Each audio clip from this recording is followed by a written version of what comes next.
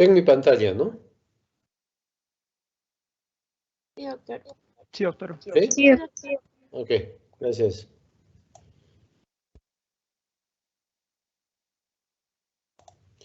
Voy a empezar con la grabación. ¿Se puede ver la grabación que les colgué? ¿Se puede acceder o necesita autorización? Sí se puede acceder, doctor. Sí se accede. Sí, porque es que en el Meet había que hacer un paso adicional de compartir, ¿no? Adicionalmente a lo que yo les colgaba. Pero si este va de frente, qué bien.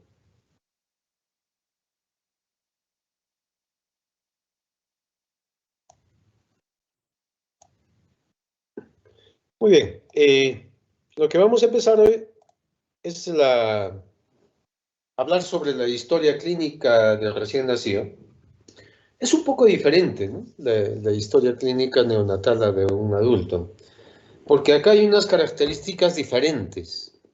Nosotros empezamos con la mamá, no empezamos con los antecedentes de la persona. Ustedes han aprendido a hacer una historia clínica en las cuales hay anamnesis, filiación, enfermedad actual, antecedentes, y con eso empiezan.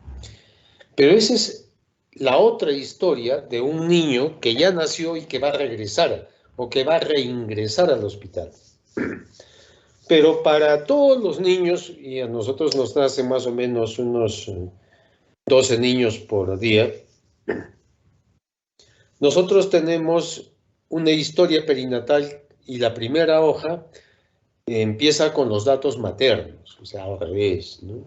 Y la segunda hoja recién llenamos una vez de que el niño ha nacido y después viene el examen físico.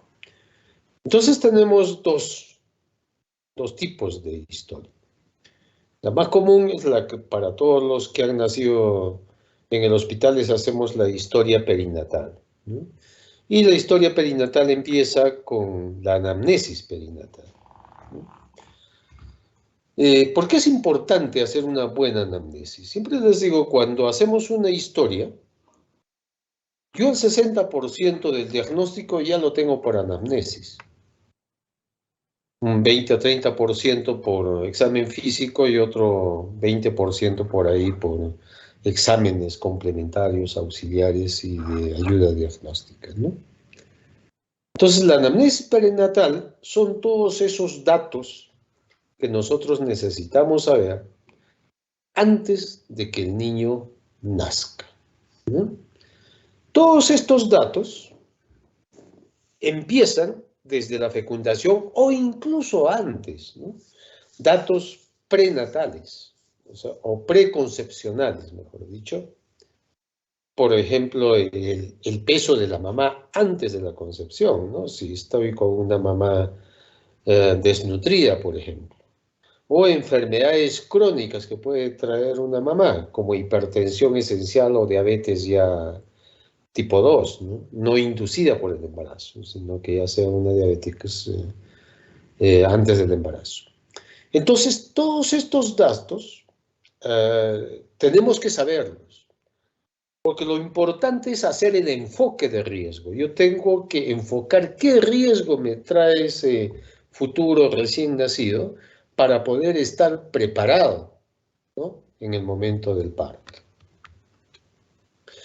Entonces, por eso es importante una buena historia prenatal, ¿no? Para estar preparado al momento del parto, para estar con todos los equipos de ayuda, ¿no? Para estar con todo el personal de ayuda, ¿no? Porque para atender a un recién nacido, nosotros necesitamos por lo menos 2 personas. Y si es un niño muy grave en las cuales vamos a llegar a una reanimación avanzada, vamos a tener que necesitar 3 personas como mínimo para hacer el proceso de reanimación avanzada. Entonces, la importancia va en base a la preparación, o sea, a estar prevenido a las futuras complicaciones que puede tener, a la detección precoz de problemas al nacimiento. Muchas veces nosotros ya tenemos un diagnóstico prenatal de recién nacido. ¿Por qué? Porque le hicieron una ecografía en las cuales dijeron que tenía quistes ováricos, por ejemplo, en fetos femeninos, ¿no? O que ya vienen mal del corazón con alguna cardiopatía, o que tiene un meningocele a nivel lumbar, una malformación, o con una hidrocefalia. O sea, ya se sabe ya antes, ¿no? Y el otro es explorar todos esos datos, maternos e incluso familiares, que puedan influir en la genética del recién nacido. Entonces, está condicionado toda esta etapa por los antecedentes genéticos de los padres o de los abuelos inclusive. Las patologías de la madre durante el embarazo, eso lo vamos a ir desarrollando más adelante, y evaluar el trabajo de parto y la forma de resolución de este, ¿no? Esos son nuestros objetivos. La mayoría de los embarazos, que ya les adelanté, casi el 90% de todos los embarazos, pues casi no necesitan de nuestra ayuda o necesitan poca ayuda para pasar o para adaptarse o para pasar esa etapa de transición de la etapa intra a la extrauterina. Entonces, la mayoría no vamos a tener problema, pero sí en un 10% sí vamos a tener que tener siempre todo preparado, ¿no? Tengan en cuenta que muchas veces nosotros por la rutina, que estamos acostumbrados a atender todos los días lo mismo, ¿no? Es algo normal para nosotros, pero para los padres no. Y sobre todo si hay un papá ahí primerizo, ¿no? O mamá primeriza. Esto es algo extraordinario en su vida. Y tenemos que ser lo suficientemente preocupados, atentos, como para explicarles, ¿no? Todo este proceso y si hay algún problema. Porque el hecho de la rutina muchas veces al médico lo vuelve insensible, ¿no? Frente al familiar o frente a los padres, que no saben cómo reaccionar. Se van a dar cuenta ustedes, un niño estornuda y el padre dice ya le dio gripe, ya le dio resfrío, ¿no? O un niño duerme mucho y ya dice que hay algún problema. Entonces sí, pues hay muchas dudas e inseguridades sobre la crianza del bebé, ¿no? La mayoría de los datos que nosotros vamos a recabar en la anamnesis o en la historia perinatal, la vamos a tomar de la historia base del niño, o sea, la historia perinatal de la mamá, mejor dicho. En esta historia perinatal de la mamá hay una parte, que todo es de la mamá, y hay un pequeño, que acá miran, que no se mira muy bien, es de recién nacido, los datos de recién nacido, ¿sí?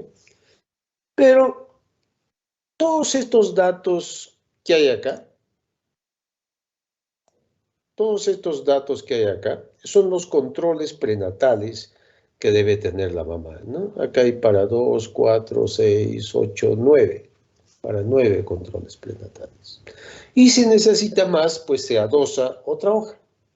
Esta historia perinatal ha sido elaborada por el CLAP, ¿no? Un centro latinoamericano que lo hicieron inicialmente en Uruguay, de perinatología. De ahí viene CLAP, ¿no? Hoja CLAP, le decimos, ¿no?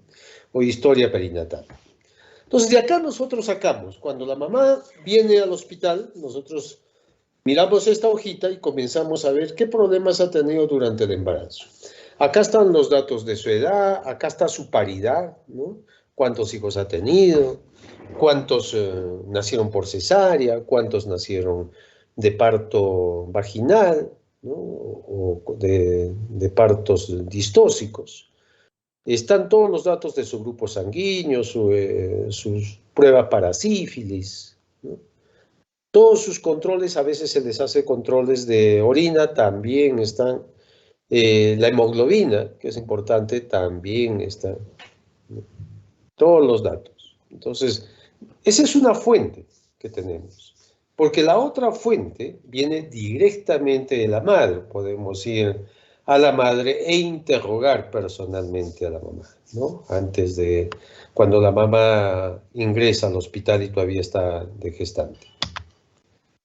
Detrás de esta hoja perinatal, ustedes van a encontrar esta serie de factores de riesgo que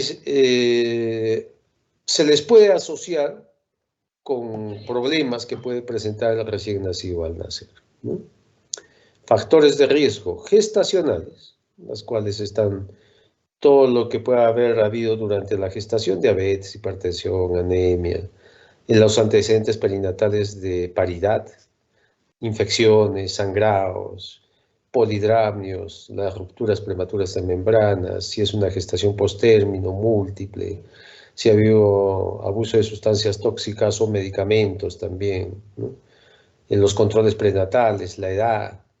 Y las intrapartos viene en las cesáreas, uso de forceps, presentaciones podálicas, partos pretérminos, corioamnionitis, RPM mayor de 18 horas, trabajo de parto prolongado. En la segunda parte de parto prolongada, porque está asociado muchas veces a muerte materna por hemorragias, ¿no? O por falta de desprendimiento de placenta. Alteraciones de bradicardia intraparto. El uso de anestesia general, que si no se hace rápido, pues la anestesia va a pasar también al feto y eso hace que el niño nace con una depresión farmacológica. Uso de narcóticos, prolapsos de cordón, desprendimientos de placenta, presencia de meconio, ¿no? Porque eso nos puede indicar que el niño estaba en sufrimiento fetal. Normalmente, un niño pues no elimina meconio intraútero, pero por ahí puede haber líquido teñido con meconio. Lo que hay que identificar es cómo está ese niño con ese antecedente. Si nace activo o nace deprimido. Si nace activo no hay problema. Se hace como cualquier otro niño normal, solo limpieza, aspiración, estimulación, secado y vestido. O contacto precoz incluso, si es que el niño está activo. Pero si hay meconio y el niño nace deprimido, probablemente este ha sido una asfixia prolongada en las cuales puede tener resultados de daño del sistema nervioso central. La otra historia es la que les dije, ¿no? El niño ya nació, sea en el centro de salud, sea en otro hospital, sea referido, ¿no? Pero no nació en nuestro centro de salud.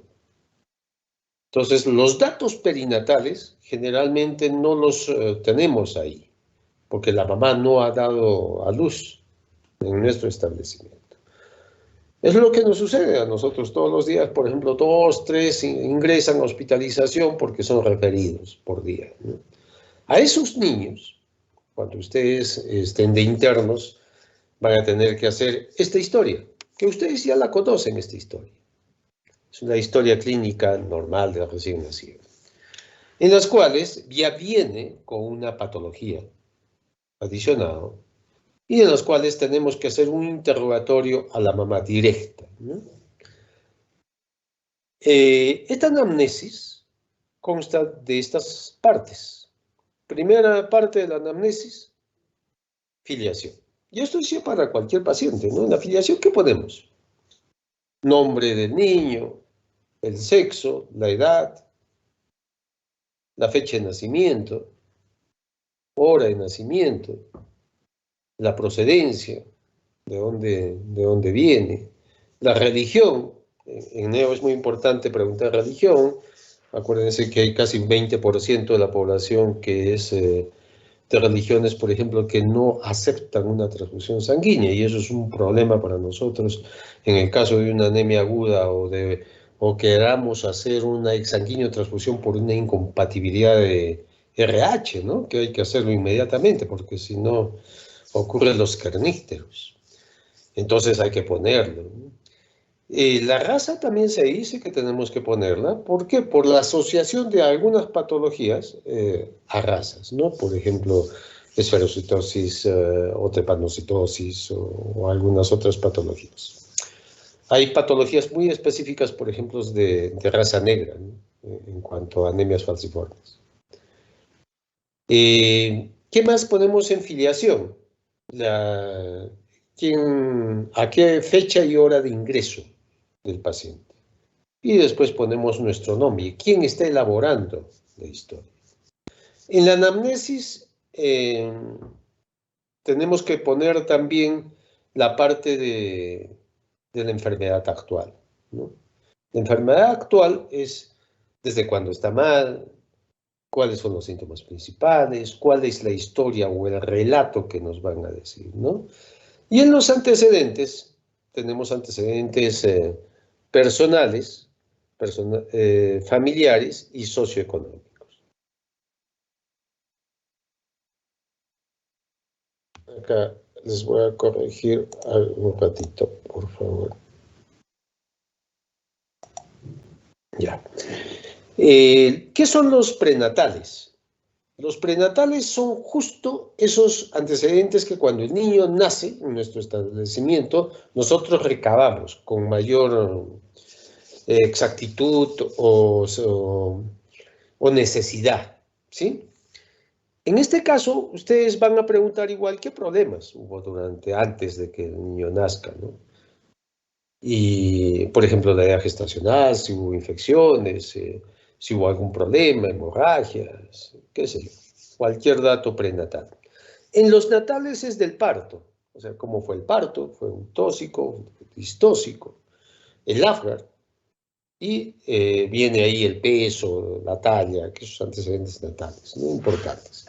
¿Por qué? Porque eso vamos a comparar después cuando hagamos el examen físico con el peso actual que tenga o esté ingresando, ¿no? Y los postnatales se refiere en un recién nacido a la lactancia, ¿no? Porque muchas veces, muchos de ellos tienen lactancias mixtas o sencillamente les dieron fórmula y no les están dando leche materna. Entonces, los postnatales van en relación a la alimentación, va en relación a la fiebre o que presenta, perdón, al peso postnatal que tenga, ¿no? Ahí también lo ponen, y a las vacunas que pueda tener. Muchas veces no le ponen la vacuna, ¿no? En los centros de salud, sobre todo cuando es domicilio. Entonces hay que tener en cuenta eso.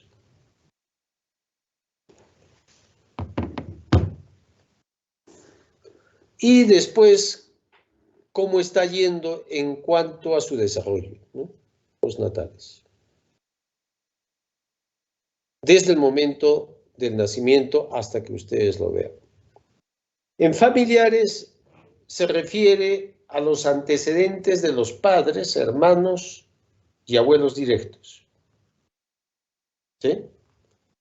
Padres, hermanos y abuelos directos, no más allá. O sea, tratar de ver algún vínculo, ¿no? De tipo genético, sobre todo cuando se tiene enfermedades crónicas en las cuales puede uno tener predisposición familiar a sufrir.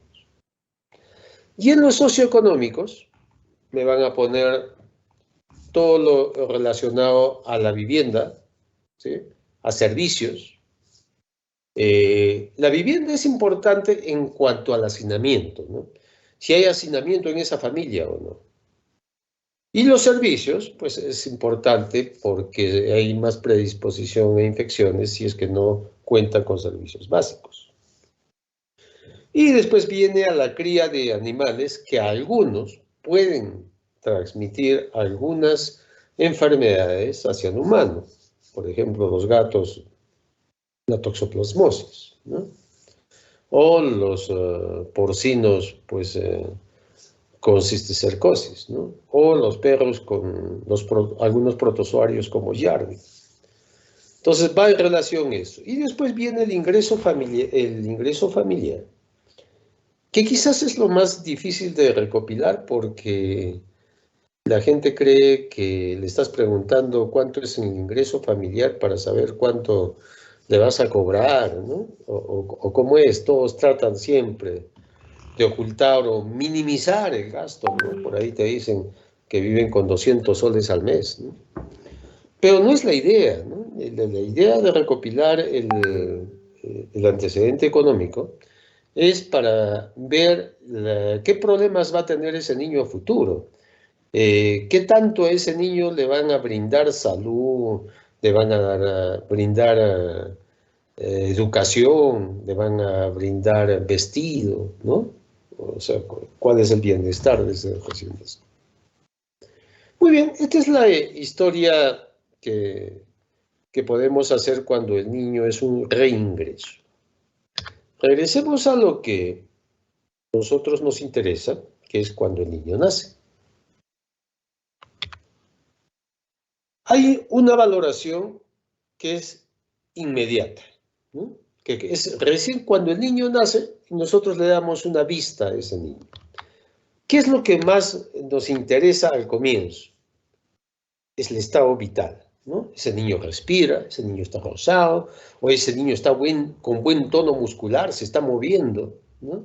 Ese niño está con algún problema respiratorio también, ¿no? Para ver la asistencia inicial. Entonces, en eso ya tenemos la anamnesis con todos los datos, el estado vital y la asistencia.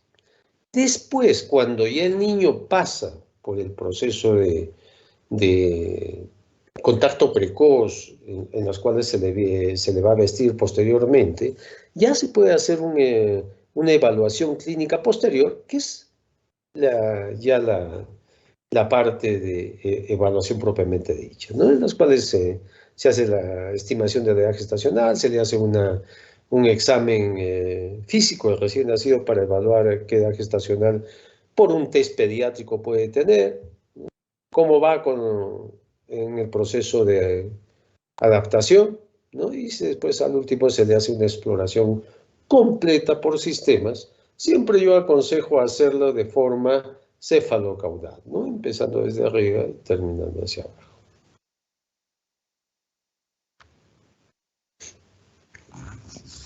Para tener una buena anamnesis es importante el trabajo en equipo. O sea, tenemos que estar coordinados.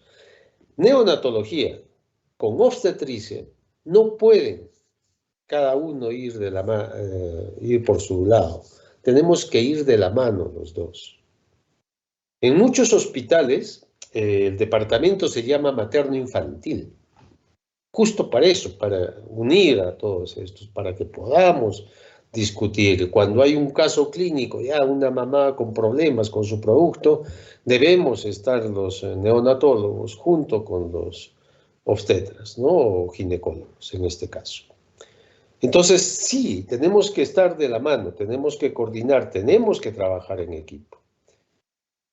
Dentro de los antecedentes familiares, averigüemos todas las enfermedades hereditarias que pueda haber, e incluso si hay consanguinidad, porque eso hace que muchas veces alguna herencia autosómica recesiva pueda manifestarse con más frecuencia, ¿no es cierto? Si los dos tienen los mismos alelos. Y también es importante el ambiente social, que eso es algo del entorno del niño, como el nivel cultural de los padres. No es igual un niño que va a ser criado por una mamá que tenga educación superior, con una que tenga primaria o de repente una iletrada, ¿no es cierto? Es diferente, los riesgos van a ir en aumento mientras menor sea el grado de educación. Eso les mostré en morbilidad, ¿se acuerdan? Y el otro, los controles, ¿no? Si tiene los controles respectivos y si ese embarazo es deseado. ¿Cuántas veces Y es muy triste ver cuando nosotros recibimos a un niño y lo ponemos al lado de la mamá, y la mamá, en vez, la mayoría de la mamá hace eso, ¿no? Que quiere ver a su hijo, quiere tenerlo. No, no se imaginan una mamá que, en las cuales ustedes les entregan al bebé y la mamá hace esto, ¿no? Como que lo rechaza, como que no lo quiere, como que ese embarazo no fue deseado. Entonces, ese es un riesgo para ese niño, porque ese niño va a criar en un ambiente probablemente de negligencia paternal, ¿no? Sea porque la mamá la hayan violado, sea porque nos lo abandonaron y que ahí comienza también el rechazo y él no tiene al padre al lado, ¿no? Hay muchos factores que condicionan esto. Entonces, antes del nacimiento, nosotros debemos conocer y consignar datos maternos. ¿Qué datos maternos? Cada dato materno es importante. Por ejemplo, la edad. Los menores de 16 y los mayores de 40 o los mayores de 35, si es primípara, tienen mayor riesgo, ¿no es cierto? Entonces, ahí nos tenemos que preparar. Y ese dato lo tengo que tener en la historia, ¿sí? Porque es un factor de riesgo. ¿Qué otro dato debe haber? A la talla, ¿no? Si es muy pequeña, pues lógicamente que va a haber una incompatibilidad fetopélvica. Y eso nos da las desproporciones, ¿no? Entre el feto y la pelvis de la mamá. Lógicamente que también hay excepciones. Hay mamás que tienen muy buena pelvis, siendo de 1,40, 1,45, y no tienen ningún problema de dar un parto vaginal. La gran multiparidad también. Eso lo hacemos, hay un punto en la historia perinatal que es donde se ven los antecedentes de embarazos previos, ¿no? Cuántos embarazos, cuántos abortos, cuántos nacieron, cuántos distóxicos, cuántos eutóxicos. Y en total, el hecho de que tenga más hijos, pues mayor riesgo. Si ha habido esterilidad anterior, también es un riesgo, porque la esterilidad a veces se produce por una especie de incompetencia cervical o por una especie de que no hay un buen anidamiento a nivel del útero. Y eso puede ocurrir también partos prematuros, en este caso, ¿no? Entonces, tenemos que tener en cuenta eso. La edad gestacional. Ese es un dato importantísimo, ¿sí? Yo tengo que saber qué edad gestacional, qué niño voy a recibir. ¿Es un prematuro de cuántas semanas? ¿Es de 28, de 30, de 35? Porque es diferente, ¿eh? Si es de 28, estoy esperando ya que haya cupo en UCI. Si es de 35, probablemente, o 33, 34, probablemente vaya a ir a intermedios, a no ser que tenga otro tipo de complicaciones, que nazca asfixiado. La edad gestacional, ustedes la pueden tener por fecha última regla, es lo más común. Muchas veces la mamá no sabe con exactitud la fecha última regla. Pueden tenerla por ecografía, pero la ecografía tiene un más valor mientras más precoz sea, sobre todo en las primeras 8 semanas, ¿no? O puede ser por altura uterina, o puede ser por aparición de latidos fetales, ¿no? Puede ser por varios métodos que puedo llegar yo a una edad gestacional, pero tengo que tener una edad gestacional. Antecedente de malformaciones uterinas. Muchas mamás pueden tener útero bicorne, por ejemplo, en las cuales el niño está solamente en un lado del útero, que está dividido por un tabique, ¿no? O a veces hay también patologías con miomas que pueden interferir con el crecimiento del niño. Bueno, esta es la paridad que ya les mencioné. Hay que averiguar sobre los hijos anteriores y abortos. Bueno, edad, talla, el aumento de peso. ¿Cuánto debe subir más o menos una mamá durante el embarazo? Promedio unos 10 kilos, ¿no? Pero hay quienes suben 5 o 6. Entonces ahí yo puedo sospechar, oye, de repente es un retardo de crecimiento intrauterino. O de repente ustedes hacen el control y les ha aumentado 20 kilos. ¿Por qué puede haber aumentado la mamá 20 kilos? ¿Y qué riesgo puede tener ese niño?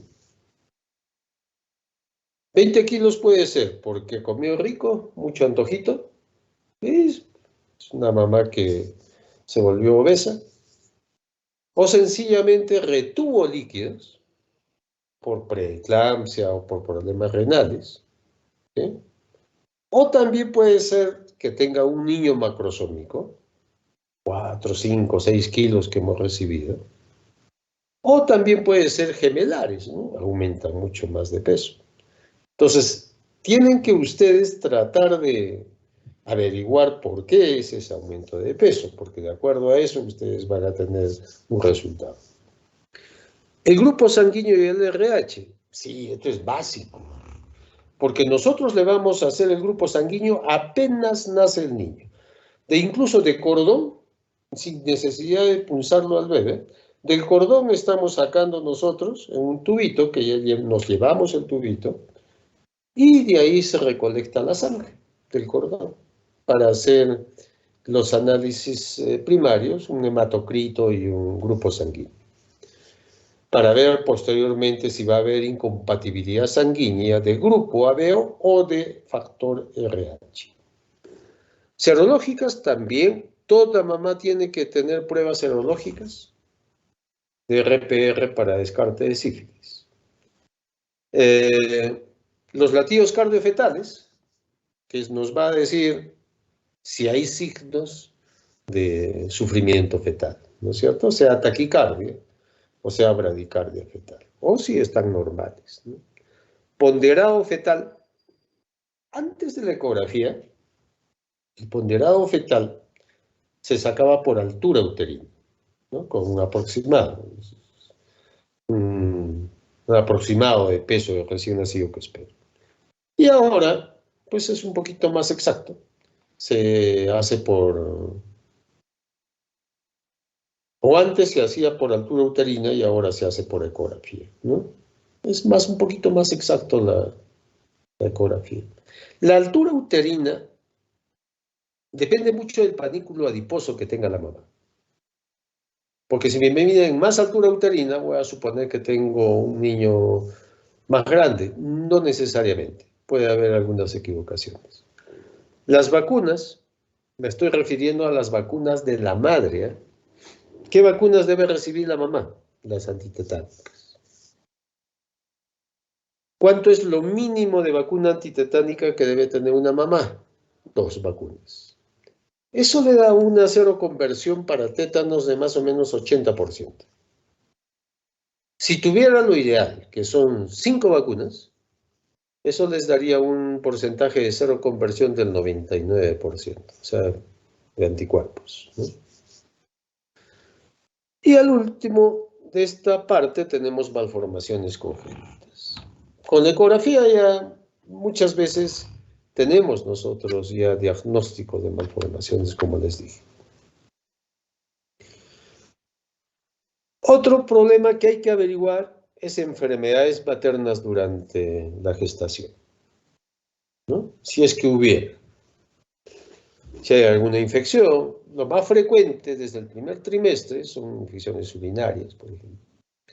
O si hay enfermedades de transmisión sexual. Otras enfermedades de hipertensión, que puede ser hipertensión crónica, quiere decir que haya tenido la mamá hipertensión antes de gestar, o hipertensión inducida por el embarazo, más conocida como preeclampsia, ¿no? Igual la diabetes, ¿no? La diabetes también es preconcepcional y gestacional.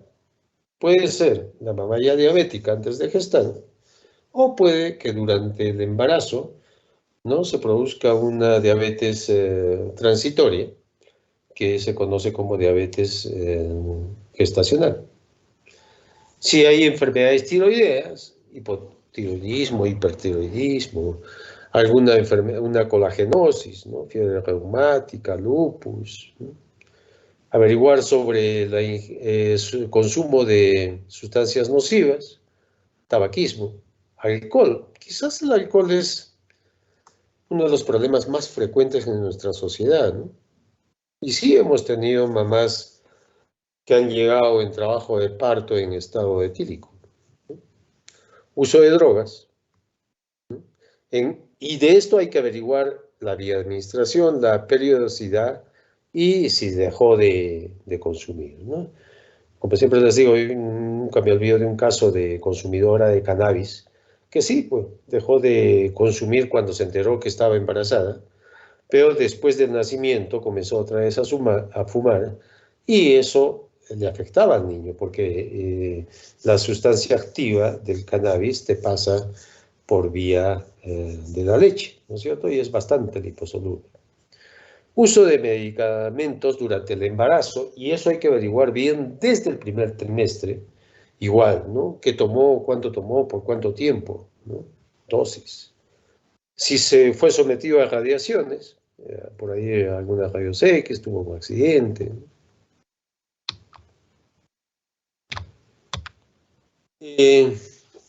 En la mayoría de las patologías crónicas que van a tener un efecto sobre la placenta, que son la hipertensión, o idiopático, o diabetes, ¿no?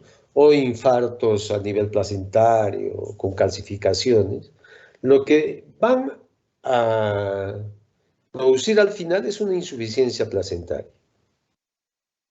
Toda esta alteración que se produce por esas patologías crónicas o algunas infecciosas, hace que la placenta no funcione como el pulmoncito que queremos o como la nutrición que queremos para el bebé, ¿no? Entonces el bebé no va a recibir la cantidad suficiente de oxígeno y de nutrientes, ¿no? Y va a producirse pues, a veces los retardos de crecimiento intrauterino.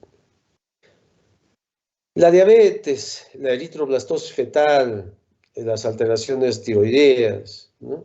Pueden alterar también aspectos del bebé de tipo fisiológico, ¿no?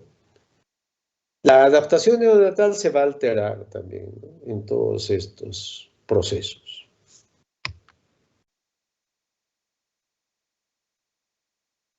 Entonces, ¿qué vamos a tener como final? Un RCI, ¿no?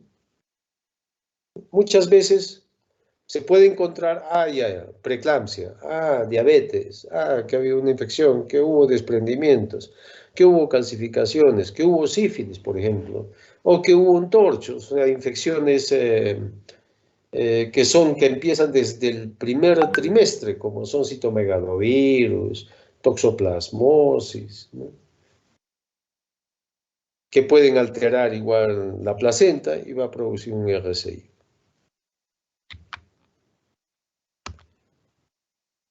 Los embarazos múltiples, sí, también es un problema por competencia, sobre todo por los nutrientes, ¿no? Y depende, ¿no? De qué tipo de embarazo múltiple. Ustedes saben, son gemelos que pueden ser idénticos, en las cuales comparten una sola placenta, que son los llamados los gemelos monocoriales, o sea, una sola placenta, en las cuales las cordones pueden estar implantados en diferentes sitios. Puede ser que un gemelo tenga su cordón implantado en el centro y es el que más se va a beneficiar. Pero ponte que el otro tenga la implantación en esa placenta un poco marginal y por lo tanto se va a beneficiar menos. Entonces yo puedo tener un niño grande y un niño chiquito, ¿no? En gemelos. Entonces ahí hay una competencia, ¿no? U otros que puede haber también gemelos bicoriales y los dos nacen bien, pero el hecho ya de que sean dos es un riesgo ese parto. No es lo usual, no es lo normal que la raza humana tenga dos productos, ¿no? Como lo es en otras especies animales. Los sangramientos, las hemorragias del tercer trimestre también es un riesgo. Yo tengo que estar preparado. Si a mí me dicen que ha habido hemorragia o que ha sangrado y que están entrando a sala, ¿a qué me tengo que preparar? Me tengo que preparar a reanimar. Me tengo que preparar con volumen. De repente me nace un niño hipovolémico, anémico, que no va a responder incluso a las maniobras de reanimación por más oxígeno que le dé. Entonces tengo que estar preparado con volumen y tengo que estar preparado con mi oxígeno.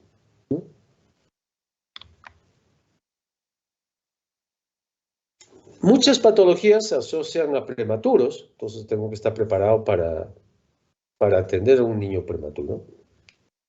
A ver, si yo en general, si veo a todos los niños, 1 de cada 10 necesita mi ayuda. Pero si yo tengo 10 prematuros, 3 de esos 10 necesitan mi ayuda. Es 3 veces más el riesgo cuando atiendo a un prematuro. Por eso tengo que estar preparado. Y este dato lo tengo que tener antes del nacimiento. Entonces, la anamnesis debe ser un recuento sistemático y completo de todos estos datos. ¿Ok?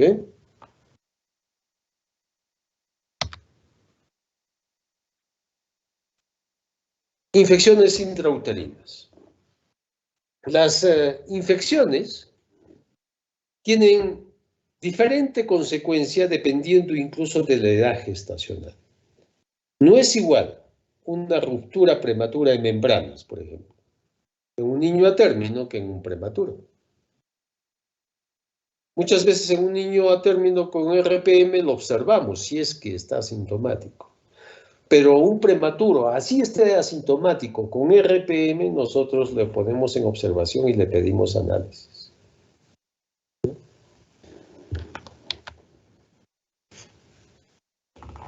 El niño, el recién nacido, está mucho más susceptible a infecciones por su estado inmunitario. El sistema inmunitario recién nacido pues, está en proceso de maduración y si es prematuro, peor. Entonces, por eso son mucho más susceptibles. La sepsis neonatal pues es un problema para nosotros, ¿no? Por eso tenemos mucho cuidado con las medidas de bioseguridad en los servicios neonatales. Entonces, dependiendo en qué etapa del desarrollo, la evaluación y la evolución va a ser diferente, ¿no? En el caso de las infecciones intrauterinas que les mencioné hace un rato, conocidas con el acrónimo de TORCH, que son producidos por virus o parásitos, como un parásito, por ejemplo, es el toxoplasma, ¿no? Es un protozoario. Y de los virus tenemos la rubiola, el herpes, citomegalovirus, parvovirus, ¿no? Dentro de las bacterias tenemos al treponema pálido. La enfermedad de Chagas, pues también es otro parásito, ¿no? Entonces, todos estos, dependiendo de la edad gestacional, van a producir una alteración en la adaptación y en el crecimiento del futuro niño, ¿no?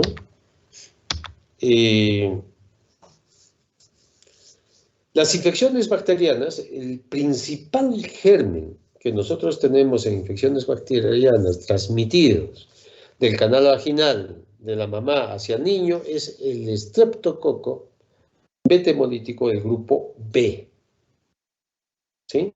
No se confundan con el estreptococo beta hemolítico del grupo A, que ¿dónde está? Acá, ¿no? En garganta, que son los que nos producen las faringoamigdalitis.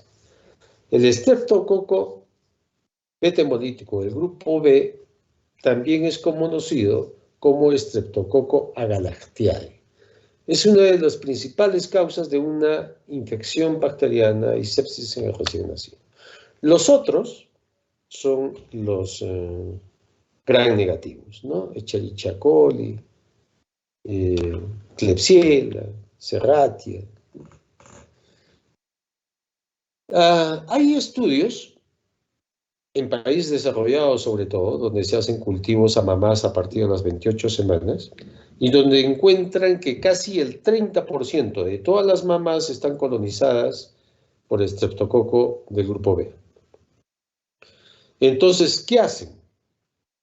A todas esas mamás, apenas que ya saben que está colonizada, en el momento, antes de apenas empiece el trabajo de parto, le comienzan a infundir penicilina. Penicilina, un antibiótico, ¿no?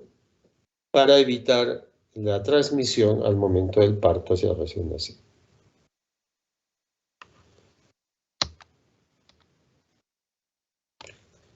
Las drogas y medicamentos, ¿por qué nos preocupan? Aparte de que pueden alterar funciones fisiológicas o metabólicas del recién nacido, pueden producir intraútero, dependiendo de la edad en las cuales fueron administradas, malformaciones, ¿no? Sobre todo cuando es en el primer trimestre. El clásico ejemplo fue la talidomida, que ya les mencioné en los años 60, pero después todas las drogas son potencialmente dañinas para el embrión, ¿no? El RCU, generalmente producido por cigarrillo, cocaína o alcohol, ¿no? En cuanto a medicamentos y drogas estamos hablando, ¿no? Es producida también por muchas causas e incluso de tipo idiopático. La mayoría de veces la RCU es la hipertensión, es la que me produce. O pueden también alterar mecanismos fisiológicos del recién nacido. Por ejemplo, y eso es útil conocer, porque no es recetar por recetar cuando a ustedes les viene una mamá en el tercer trimestre y que tenga una infección urinaria, por ejemplo. Y ahí se van a dar cuenta que ahí nadie utiliza, por ejemplo, sulfas, ¿no? El cotrimoxazol, o conocido más popularmente como el Bactrim, ¿no? Las sulfas, por ejemplo, si administran a la mamá previo al parto o en el último mes, interfiere con el metabolismo de la bilirrubina por el hígado del bebé. Entonces, ¿qué puede hacer en el bebé? Que se prolongue o aumente la cantidad de bilirrubinas. Otro que utilizan normalmente en alguien que ha tenido infección urinaria que no esté embarazada. Nitrofurantoína, ¿eh? Un nombre comercial conocido, macrodantina. Nitrofurantoína, para infección urinaria que utiliza. Pero si esto me utiliza en una mamá igual en el último mes o previo al parto, puede producir alteraciones de los factores de coagulación y el niño tener hemorragias, por ejemplo, ¿no? Y así, ¿no? Hay que conocer el efecto de los medicamentos sobre el feto, ¿no? O sobre el recién nacido. Anticoagulantes igual, ¿no? El propanolol también puede tener algunos problemas si es que se administra a la mamá, Demerol, anestésicos, ¿no? Los anestésicos sabemos que pasan a través de la placenta, ¿no? Cuando la mamá es una consumidora crónica de alguna sustancia, por ejemplo, el niño puede tener síndrome de deprivación de la droga o síndrome de abstinencia, como lo entiendo. ¿Por qué? Porque es una adicción que también la comparte. La adicción de la madre la comparte los recién nacidos. Muchos de ellos, además que nacen con retardo de crecimiento uterino, a veces una facies característica, pueden tener problemas de regulación de temperatura, hacen hipotermia muy fácilmente, a pesar de que son niños a término. Pueden hacer trastornos metabólicos como la hipoglicemia, ¿no? Pueden tener alteraciones de nivel neurológico, ¿no? Alteraciones del tono muscular, hipotónicos, ¿no? Tienen falta de desarrollo cerebral con cerebros pequeñitos. Entonces, hace una serie de problemas al momento de nacer en los primeros horas. La ecografía, bueno, esa es la forma actual ya de saber malformaciones mayores antes del parto. Por lo tanto, a veces ya sabemos si tiene una atresia esofágica, una hernia diafragmática, una hidrocefalia, mielomeningocele, malformaciones renales, ¿no? Hay a veces poliquistosis o que le falta un riñón, o si el riñón en herradura o duplicado, ¿no? Y cardiopatías congénitas, también defectos de tabiques o tetralogías, eso ya se puede ver por ecografías previas al parto.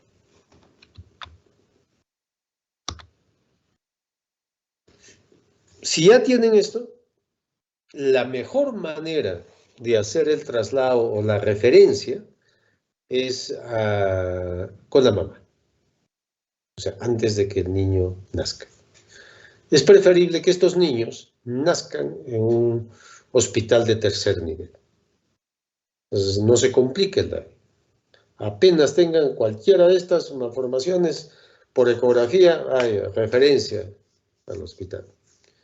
Lo mandan.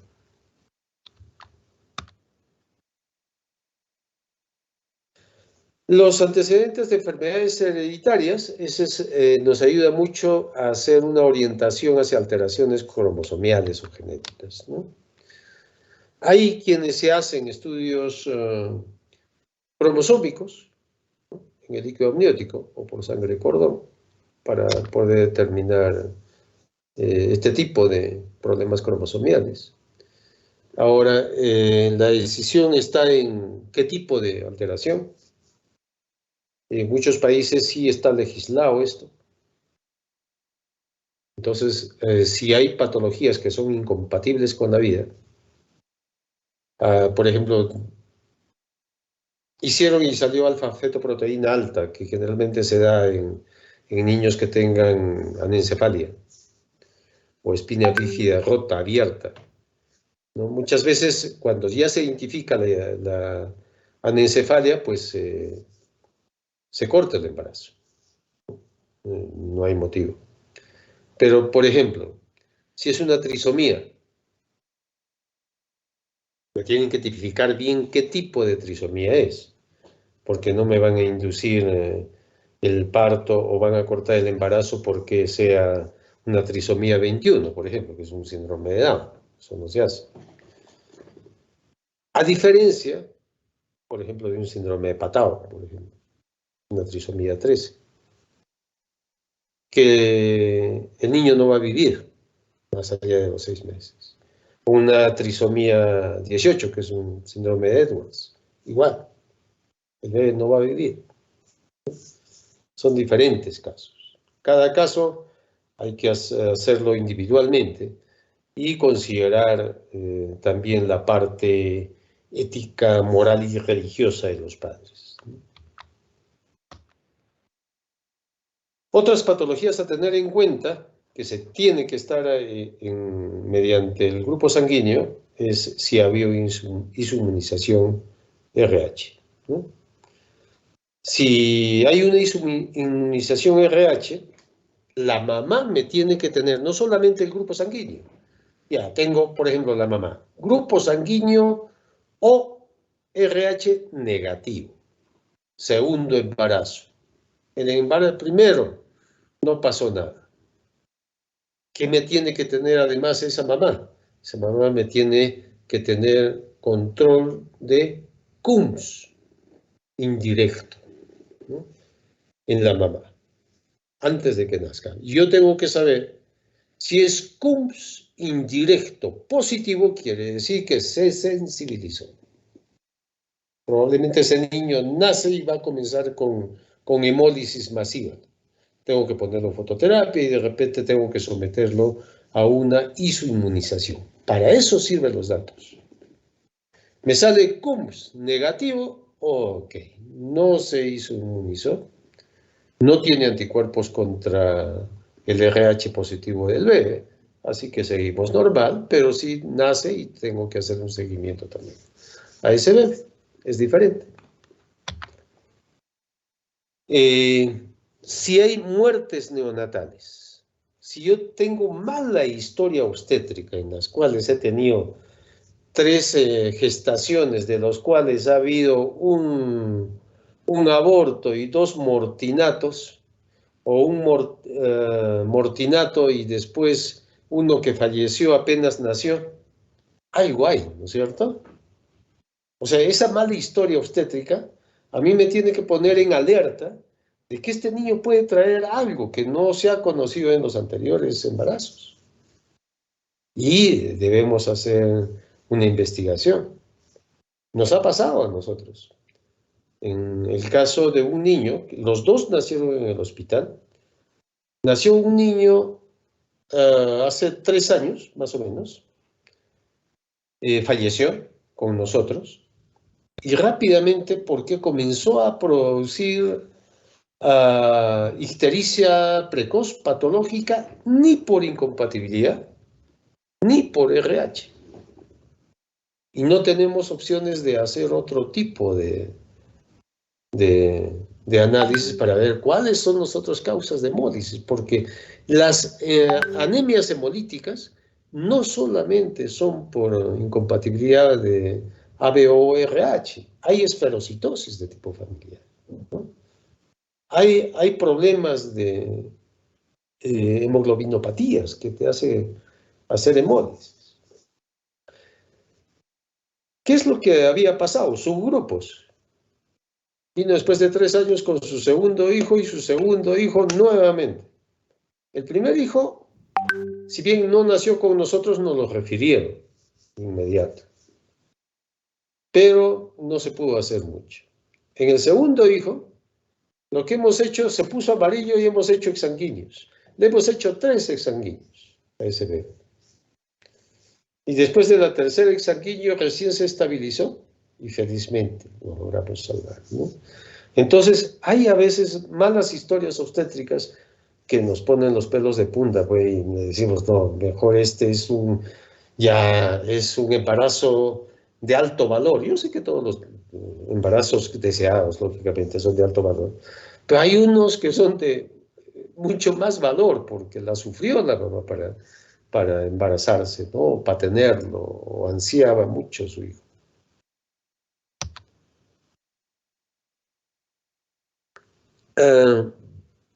Lo que se aconseja cuando hay casos complejos o cuando hay problemas a nivel de una mamá con muchas patologías es hacer una junta médica, ¿no? Y esa junta médica debe hacerse invitando al servicio de neonatología, ¿no?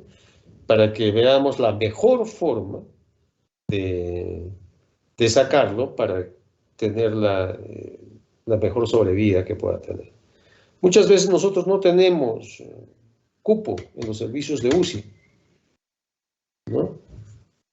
Y si podríamos aguantar un poquito ya para la tarde, voy a desocupar un cupo, voy a desocupar el ventilador. No tenemos el ventilador, están ocupados, ¿no? Y eso para nosotros es pan de cada día, no como en adultos que ha sido por la pandemia nomás. En nosotros no, en nosotros es pan de cada día, porque nosotros no hemos tenido mayor problema con el COVID de recién nacidos. Por ahí 2 o 3 niños con COVID, ¿no? Que han estado en UCI. Pero tenemos que coordinar para ver que tengamos todos los equipamientos y el personal suficiente como para ese niño. Para eso necesito coordinar. No que me lo saquen, problema de ustedes, ¿no? Nos ha pasado. Hay ginecólogos así. Comunican y se lo voy a sacar porque sí, no hay otra. Eso no es mi problema. No hay forma, no hay cupo, no hay dónde lo pongo. No es mi problema. ¿Qué va a pasar? Estamos poniendo en riesgo la vida de ese niño. Bueno, esto ya lo tenemos. Otro sobre la ruptura de membranas. Esto es algo frecuente, ¿no? Que hemos ido cambiando con los años, ¿no? Antes, a todos los RPMs, que es lo que llamamos ruptura prematura de membranas, o el que se produce antes del parto o del inicio del trabajo de parto, nosotros les hacíamos análisis. Les pedíamos PCR, que es proteína C reactiva para ver como reactante fase aguda de inflamación. Les pedíamos su hemograma, ¿no? Por ahí un hemocultivo. Entonces, con todos estos estudios de medicina basada en evidencias, se ha demostrado que no es necesario hacer análisis a estos niños. ¿Pero a qué niños? Niños a término, asintomáticos, ¿sí? Si ustedes tienen un niño a término asintomático con RPM mayor de 18 horas, ¿qué me deben hacer? Observarlo. 48 horas. Si durante las 48 horas ese niño presenta alguna clínica, sea por mala succión, sea por vómito, sea por fiebre, sea por cianosis, dificultad respiratoria, pues va a tener que cambiarse el manejo a análisis, antibióticos y hospitalización. Pero se ha demostrado que la mayoría de estos niños van bien, no presentan problemas. El problema está si yo tengo esto en un niño prematuro. Pues ya no tengo un riesgo. El riesgo es que tenga RPM mayor de 18 horas. Pero estoy sumando otro riesgo que es la prematuridad. Y hemos hablado sobre la inmunidad del prematuro. Está muy baja, mucho más baja que el niño eterno. Entonces, una bomba de tiempo. A ese niño sí le tenemos que atender, sí le tenemos que hacer análisis. Y si es necesario, antibióticos. Decidir sobre eso. Hay que valorar también el líquido amniótico. Esto ya es durante el parto, ¿no? Es una característica del parto. Ya hemos dejado un poco lo prenatal de la gestación, que es todo lo que hemos hablado hasta ahora. Ahora, durante el parto, ver las características del líquido amniótico. Puede ser amarillento. Amarillento se ve, por ejemplo, en ictericia precoz, en las eritroblastosis fetalis, que ya hay hemólisis intraútero en el feto. Eso es un problema. Si es el líquido maloliente, fétido, huele mal, apestando el niño, o todo el ambiente comienza a oler mal. En ese caso tenemos que sospechar que sea una corioamnionitis, ¿no? Que haya una infección de las membranas ovulares. Líquido meconial, que sea verde, pero a mí me interesa que en la historia, y eso muchas veces les digo a los que me hacen la historia, que generalmente son los internos, ¿cómo fue ese meconial? ¿Fue un meconial espeso, puré de arvejas, o fue un meconial fluido? El fluido a veces no hay tanto problema como si es espeso el meconio puré de arvejas, ¿no? Entonces hay que describirlo en ese momento. Son niños que pueden hacer mal. Si es el líquido hemorrágico, en el caso de desprendimiento de placenta, ¿no? En cuanto al líquido amniótico, también hay que ver la cantidad. Fíjense, solamente un dato me hace pensar en una patología. No necesariamente es, pero sí es un riesgo de esa patología. Si hay oligoamnios, poquísima cantidad de líquido. Yo pienso y digo, ¿a quién produce el líquido amniótico? Lo puede producir las membranas ovulares, ¿sí? Pero también la mayor parte viene de la orina del bebé, del feto. Entonces, si hay poco líquido, yo puedo pensar, no vaya a tener algún problema de malformación renal. Por lo tanto, hay poco líquido. Entonces, tengo que descartar malformación de renal. Voy a la inversa. Polihidramnios. Mucho líquido, 2, 3 litros de líquido. ¿Por qué puede ser? Puede ser idiopático. Pero hay una patología en el bebé también que puede estar relacionada a esto, que es atresia esofágica. Acuérdense, el feto constantemente está deglutiendo el líquido amniótico. Lo degluta y por eso después lo orina. Y por eso es donde encontramos, en el meconio, pues encontramos células descamativas, unto sebáceo, vello, ¿no? Los pelos que se van desprendiendo, ¿no? Aparte de las secreciones y descamaciones a nivel intestinal también. Entonces, si hay una atresia esofágica, significa que el bebé no está tragando el líquido amniótico y se va acumulando. Si hay fiebre durante el parto, bomba de tiempo para una sepsis neonatal precoz.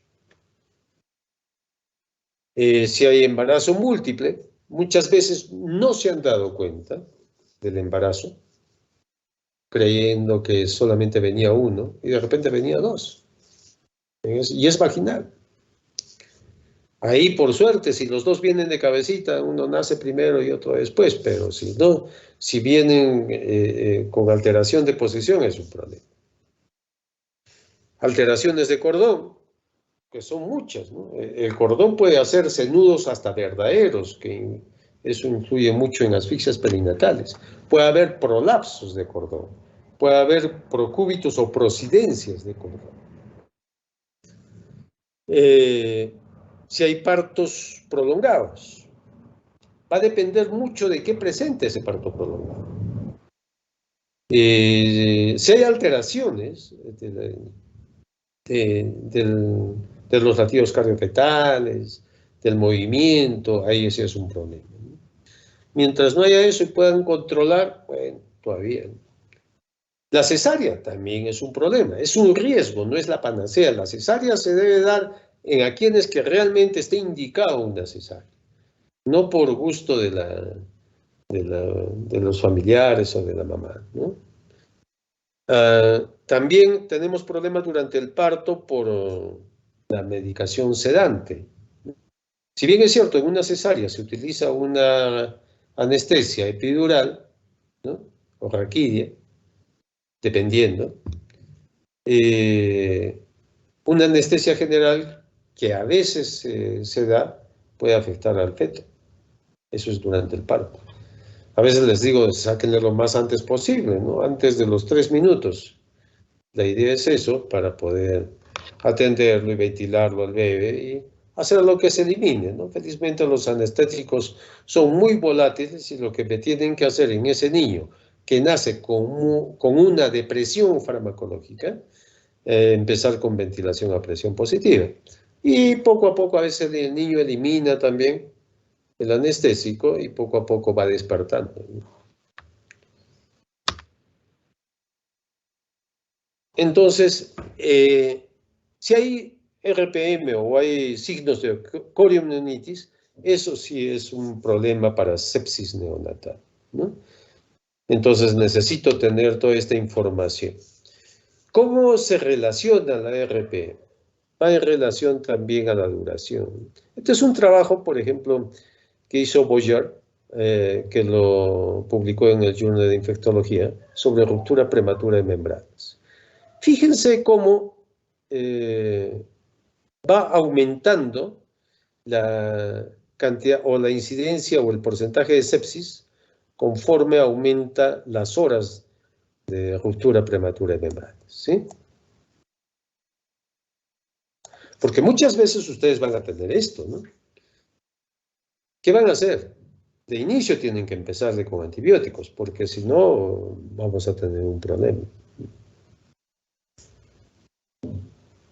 Y ver si es necesario inducir o es necesario referir para una cesárea. Este es otro, en las cuales también está la frecuencia de sepsis en cuanto a la duración, ¿no? De acá han sacado, ¿no? Porque los mayores, fíjense que esto es lo que los pinté de amarillito, 23% entre las 18 y 24, 69% mayor de 24. Porcentaje o riesgo de sepsis neonatal. En este trabajo, ¿no? La comparación del tiempo transcurrido entre el RPM y el parto en pacientes que cursaron con sepsis neonatal. Esto se les hizo en los que cursaron con sepsis, no en todas las RPMs, ¿no? Sino de los que cursaron con sepsis solamente.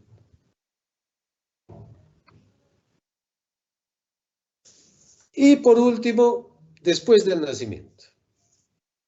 ¿Qué consignamos inmediatamente después del nacimiento como dato que debe ir en esta hojita que les dije que hay? La primera parte, datos maternos, la segunda parte, datos de niño. La tercera parte es el examen físico. Viene el peso, la edad gestacional. La edad gestacional generalmente lo ponemos por fecha última regla o por ecografía y en todos tienen un test que le hacemos el Capurro, ¿no? El peso, la talla, el perímetro cefálico. también lo consignamos inmediatamente. El Apgar, al minuto, a los 5 minutos, ¿no? O a los 10 minutos, dependiendo de cuánto demoró en recuperarse ese niño. La idea es conseguir contando hasta que tenga por lo menos un 7 de Apgar, ¿no? A grosso modo, miramos malformaciones congénitas mayores o que sean visibles. Observamos la evolución de las primeras horas de vida. Todo esto lo consignamos en la historia, cómo va el proceso de adaptación.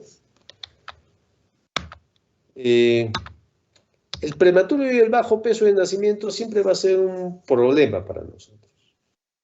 Y en este caso debemos especificar bien el peso, la adecuación que tiene con la edad gestacional, ¿no? ¿Cuál sería el peor escenario? Tener un prematuro y de bajo peso al nacer. Ese es el peor escenario que nosotros tenemos. Es una bomba de tiempo este niño. Una cosa es que sea prematuro nomás, pero adecuado, con peso adecuado para su edad gestacional. Pero otra cosa es que tenga prematuro y pequeño para la edad gestacional.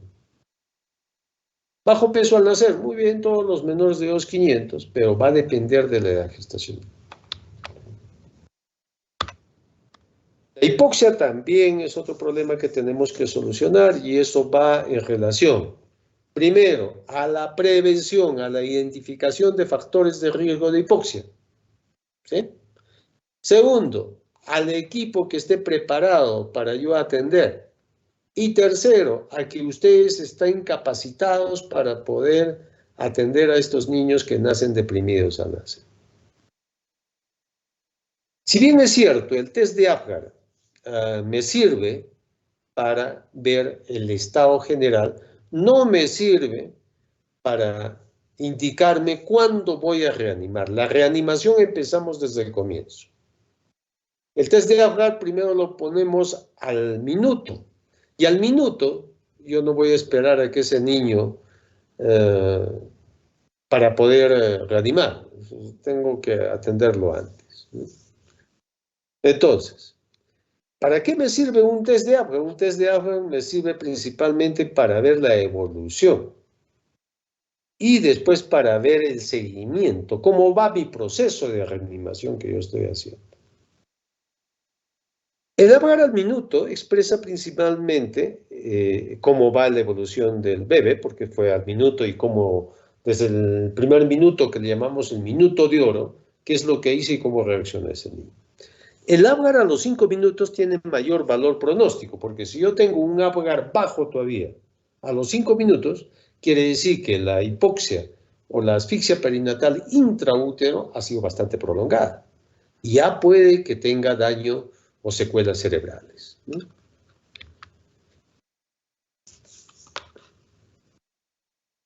El Apgar bajo es más frecuente mientras más bajo sea el peso y la edad gestacional del niño. ¿Quién hizo el test de Apgar? La doctora Virginia Apgar, ¿no?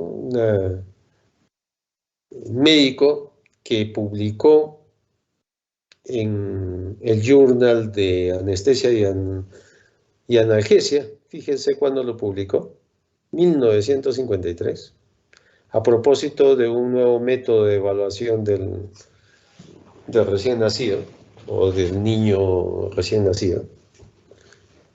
Este puntaje sigue siendo todavía importante para ahora, pero sobre todo para ver el seguimiento, ¿no? O sea, cómo va mejorando. No me indica qué hacer, como los parámetros del libro de reanimación que ustedes ya lo conocen y que vamos a empezar desde fin de mes ya, ¿no? Entonces, no me indica qué hacer, pero sí me da una idea de cómo va reaccionando el niño ante mis acciones, ¿no? Y como les digo, mientras más bajo permanezca en el tiempo, es un valor predictivo. ¿Ya cuántos años tienen? Casi ya como 70 años. Este es el test de Apgar. Siempre lo tenemos pegado ahí al lado donde hacemos la recepción de recién nacido. 5 parámetros: frecuencia cardíaca, esfuerzo respiratorio, tono muscular, respuesta a estímulos o irritabilidad refleja, muecas que haga y el color de la piel, ¿no? Le dan de acuerdo a lo que no tenga o tenga poco o esté muy bien, pues le dan 0, 1 y 2. Si es de 0 a 3, dicen depresión. No digo asfixia, ojo, no me confundan esos dos términos. Asfixia perinatal es diferente de decir depresión al nacer. Acá evaluamos depresión. Es como una depresión cerebral en cuanto sea como lo diga. La asfixia perinatal es un término mucho más clínico laboratorial. Y el laboratorio interviene mucho gases, presión arterial de oxígeno, pH, de CO2. En este caso, evalúa la depresión al nacer. De 0 a 3, entonces, es una depresión severa. De 4 a 6, es una depresión leve a moderada. Y de 7 a 10, es un estado óptimo. ¿Sí? Entonces, por lo menos, tiene que ser 7. Y por último, un poco de antropometría o somatometría, que se hace inmediatamente después del nacimiento, a consignar, que es el peso. Peso promedio va a depender mucho de las localidades donde se haga la evaluación. Es un trabajo pendiente a saber, por ejemplo, cada localidad cuál es su peso promedio de nacimiento. Porque usted sabe, el peso promedio de Perú pues, no es igual al de Chile, ni de Argentina, ni al de Estados Unidos, ¿no? Y el peso promedio de Lima no es igual al de Arequipa, al de Tacna y al de Cusco, o al de Cerro de Pasco o Huancavelica. Los promedios de peso son diferentes. Promedio de peso más o menos nosotros teníamos entre 2.800 a 3.200, porque yo sacaba promedios de peso a años anteriores, y esto es lo que teníamos. En otros sitios llegan a 3.400, un poquito más. Es un poco más el peso en niños que en niñas, ¿no? ¿Qué es lo que pasa con el peso? Va a bajar en los primeros 4 a 5 días. No debe bajar más allá del 10%, y esta baja de peso se da por una distribución del agua corporal total, a expensas del extracelular, del intersticial específicamente. Esto se da por pérdida de líquidos. Como les digo, hay un paso del intersticial intravascular y ahí se elimina. Y hay otra pérdida de líquidos que es por las pérdidas insensibles por la evaporación a través de la piel. La eliminación del meconio, pues también hace una pérdida de líquido. Me acuerdo mucho, un interno hizo, bueno, yo cuando era residente, pero me causó gracia que hizo un estudio sobre la eliminación de meconio en los recién nacidos. Entonces, ¿qué hizo? Pesaba todos los días, lo seguía al niño, y cuánto eliminaba de meconio, para saber cuánto pesaba el meconio, cuánto el niño podía bajar. Y de verdad tenía su utilidad. Demostró que un niño a término, estamos hablando de a término, grande, sano, eliminaba más o menos un promedio de 150 gramos de meconio. No, antes de que cambie ya las características. Cuando cambiaban las características ya no lo consideraba. Y fíjense, eso sería también, sumaría a la baja de peso que tiene este niño, ¿no? Por el meconio. Y el otro es también por la insuficiente ingesta, ¿no? Porque la mamá, pues al comienzo no le da más allá de 5 a 10 mililitros de leche, ¿no? El segundo día será 15, el tercer día 20, después 25 y así va subiendo el niño, ¿no? Y después ya va un incremento de 30 gramos por día en promedio, ¿no? Puede ser 30, 40, 50. El peso, bueno, ahora es más fácil porque hay balanzas digitales. Antes era hace unos 15 años o 20 años. Lo que nosotros teníamos esas balancitas de pesa, ¿no? Y en cada pesada de niño teníamos que estar graduando otra vez, ¿no? ¿De acuerdo? En las tiendas también tenían esas balancitas, sino que estas eran para niños, ¿no? Pero eran muy parecidas a esas pesitas que utilizaban para pesar el arroz en las tiendas antiguas. Entonces, tenemos que estar calibrando, ¿no? En este caso, hace muchos años, hace como 15, 20 años creo también ya tenemos, comenzaron a aparecer, ¿no?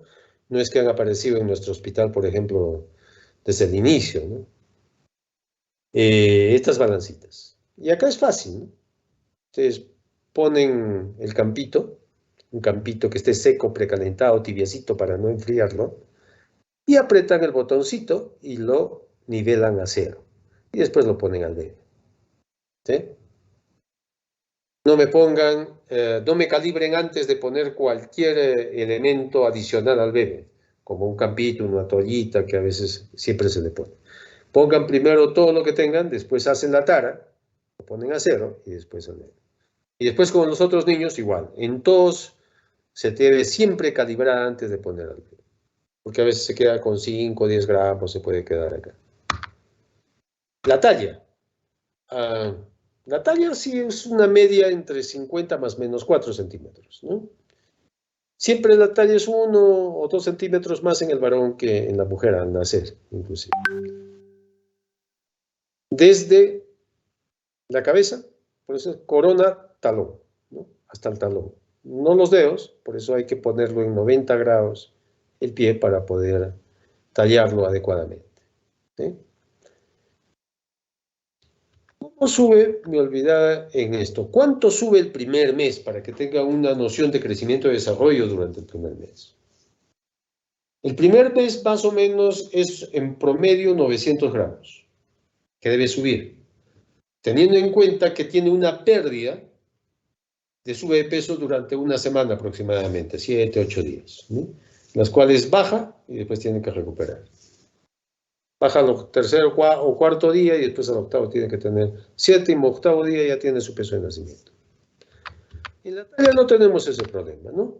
En la talla, el niño comienza a crecer a un ritmo de 1 centímetro por semana el primer mes. De tal manera que si nació con 50, ese niño me va a tener 54 el primer mes. Igual, es hombres o mujeres, el primer mes es igual. Después hay una ligera variación, pero durante el primer mes me va a subir 1 centímetro por semana. Y también tenemos el perímetro craneal. El perímetro craneal promedio es 35 centímetros, más o menos 2 centímetros, ¿sí? Hay otros que sacan la talla entre 2 más 10, es lo mismo, es por aproximación, ¿no? Pero es 35 más o menos 2 centímetros, es el promedio al nacimiento. ¿Cómo evoluciona el perímetro craneal? No disminuye, más bien sigue aumentando. A veces aumenta más de lo debido. ¿Por qué? Porque al momento del nacimiento hay un amoldamiento, hay un cabalgamiento de las suturas, ¿no? Que en los días se va sumando. Pero en promedio, el cráneo o el perímetro cefálico aumenta 0.5 centímetros por semana. Y esto sí se prolonga hasta los 3 meses. O sea, me aumenta 2 centímetros por mes. Y eso por 3 veces sería que a los 3 meses ya subió 6 centímetros ese perímetro cefálico. A veces lo que más nos preocupa es el peso y la talla, ¿eh? Yo siempre les digo en el hospital, yo empiezo siempre por la cabeza, al menos en los primeros meses. A mí lo que más me importa es el crecimiento de la cabeza. ¿Va a crecer adecuadamente? ¿Crece mucho o crece poco? Controlen la cabeza. 0.5 centímetros por semana, 2 centímetros por mes durante los 3 primeros meses. Después comienza ya a bajar, ¿no? El perímetro torácico, réstenle 2, son 2 centímetros menos que el perímetro cefálico, ¿sí? Pero después va a aumentar mucho más que el perímetro cefálico.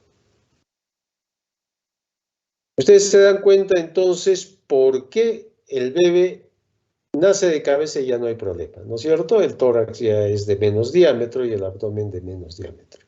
O sea, el que abre el camino es el perímetro cefálico. El perímetro abdominal es 2 menos que el torácico. Pero ojo, esto solamente es al nacer, porque después esto se va a invertir. El perímetro, si ustedes me miden el perímetro abdominal a las 24 horas, ya no va a ser 31. ¿No es cierto? Porque se va a distender con el ingreso del aire. Ya todas las asas intestinales van a tener aire. Y es lo que preguntan clásicamente a la mamá, ¿por qué tiene la barriguita tan hinchadita que hasta los costados se le pronuncia, ¿no? Tipo dando un aspecto de un abdomen batraciado. Y eso es por el aire que va entrando, ¿no? A las 8 o 10 horas nomás ya está casi el aire en ampolla rectal. Y esto no tiene ninguna importancia ya posteriormente, ¿no? Entonces, perímetro craneal para hacer el seguimiento de recién nacido. Muy bien, creo que eso es todo. Si hay alguna pregunta, algún aporte, alguna duda que tengan.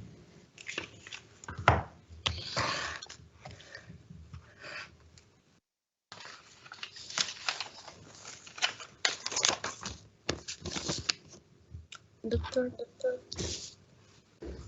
Quería preguntar. ¿Con quién hablo? No te veo. Ya, un ratito. Ahora sí. Ok, baby. Es que así ya sale hasta tu nombre completo. Doctor, Dime. estaba leyendo acerca de la coloración en la piel y tuve una confusión en cuanto a ictericia porque decía que si esta aparece a partir del tercer día es una ictericia fisiológica y en otra referencia decía que deberíamos preocuparnos si aparece entre los primeros 3 días de nacer. Entonces mi pregunta era, ¿cómo identificamos una ictericia fisiológica de una patológica? Ya. La ictericia fisiológica, promedio, digamos, aparece después de las 36 horas de vida. Horas, ¿eh? 36 horas de vida. Y la ictericia patológica en menores de 24 horas. Entonces, de eso nos debemos preocupar. Eso es por la aparición, ¿sí? Por el momento de la aparición o del inicio de la ictericia. Otra cosa es la extensión. O sea, ¿qué tan intensa es la ictericia? Porque ponte que empezó a los 3 días de vida, pero por ahí a los 4 o 5 días de vida el niño se deshidrata y miras ictérico hasta planta de pies. Entonces, eso ya no es fisiológico. Lo fisiológico tiene un tope, que son 13 miligramos por decilitro en un niño a término, ¿sí? O sea, tiene un tope. Si pasa de ese valor, cuando yo le hago los análisis, estamos hablando de hiperbilirrubinemia, que muchas veces es multifactorial, si apareció ya después del segundo día, ¿no? Pero para los de primer día, si eso de todas maneras es una emergencia, es ictericia patológica, probablemente sea hemolítica, probablemente sea severa, me vaya a producir una anemia hemolítica, y el valor que sube rápidamente de bilirrubinas puede impregnarse los núcleos basales del cerebro y producir una encefalopatía bilirrubínica. Entonces, la evaluación no solamente es en el tiempo, sino también en los niveles, ¿no? En la extensión o en el valor que tengan las bilirrubinas. Muy bien, gracias, Mabel. Gracias, doctor. ¿Alguna otra pregunta? Aunque eso lo vamos a ver ya el día martes, ¿no? Cuando hagamos el examen físico. Solamente descripción, ¿no? La fisiopatología, fisiología, eso lo vamos a ver cuando hablemos. Ahí tenemos una clase específica sobre ictericia neonatal. ¿Algo más, chicos? ¿Algo que tengan curiosidad? ¿Algún aporte que tengan también? Buenas tardes, doctor. A ver, ¿con quién? Que no te veo todavía. Vale. Valerie. Doctor, Valerie Góngora. respecto, Dime.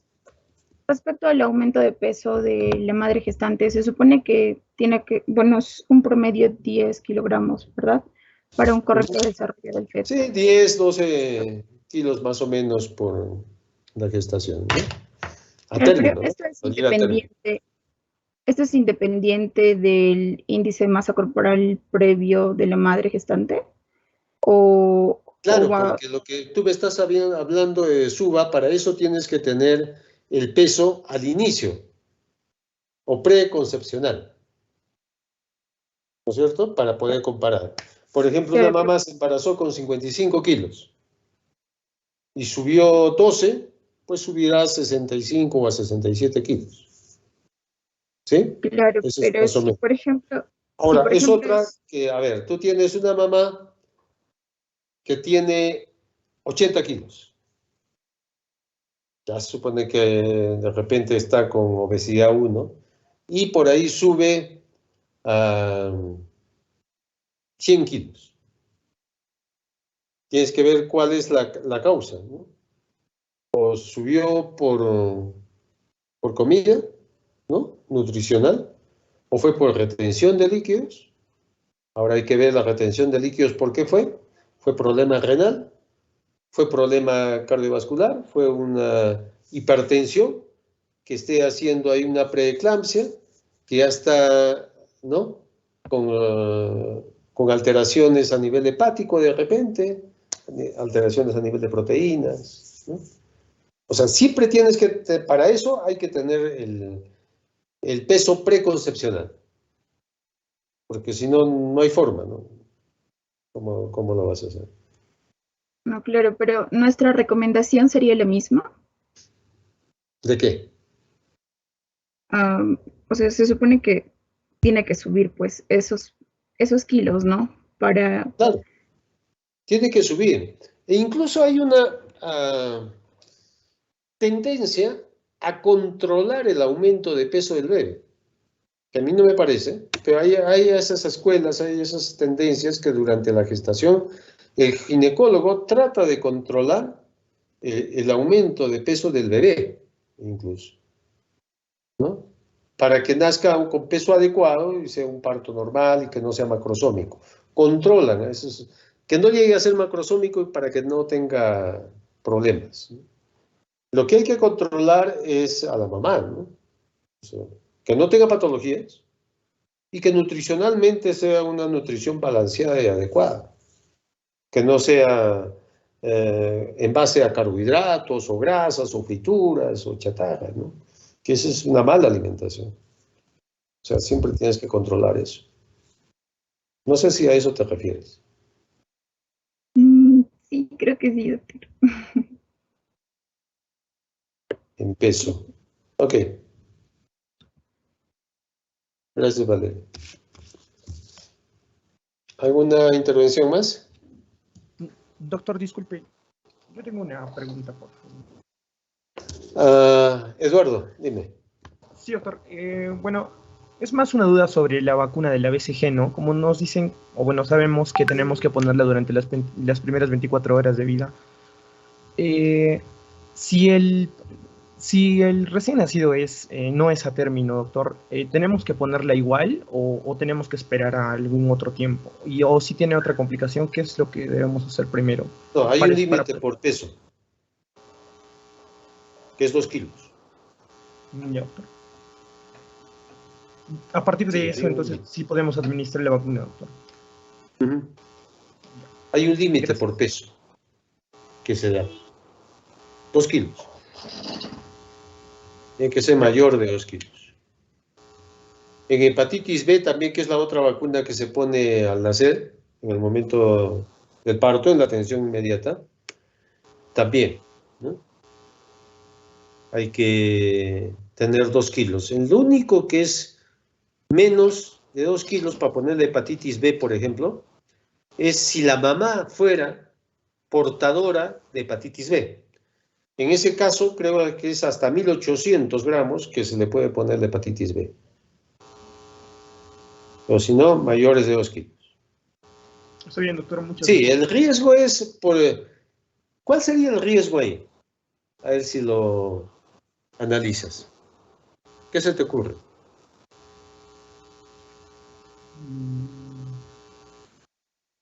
Es por el tipo de vacuna. Con hepatitis B no es problema, ¿no? Porque no es un virus.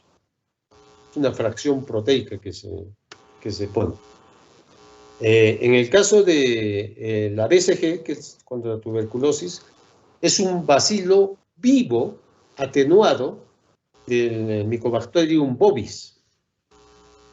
¿Sí? No es del Mycobacterium tuberculosis, es del Mycobacterium bovis, del ganado, que es un bacilo vivo atenuado, para que no produzca reacción antigénica, pero no produzca enfermedad. Pero ¿qué es lo que pasa con un niño que su sistema inmunológico está bien bajo, como en estos prematuros? 2 kilos más o menos con que coincide 34 semanas, ¿no es cierto? Entonces ya les he dicho, mientras menor sea la edad gestacional, el sistema inmunitario va a ser menor y puede producir enfermedad. Sería un riesgo lejano, pero ahí está el riesgo.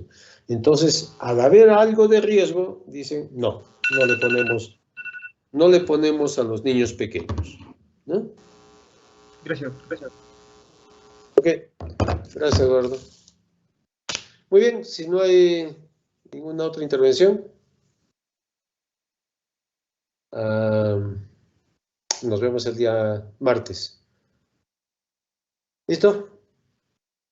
Ok. Gracias. Buenas tardes con todos. Gracias, doctor. Gracias, doctor. Buenas Hasta tardes. la próxima, doctor. Gracias. Buenas tardes. Buenas Tardes. tardes.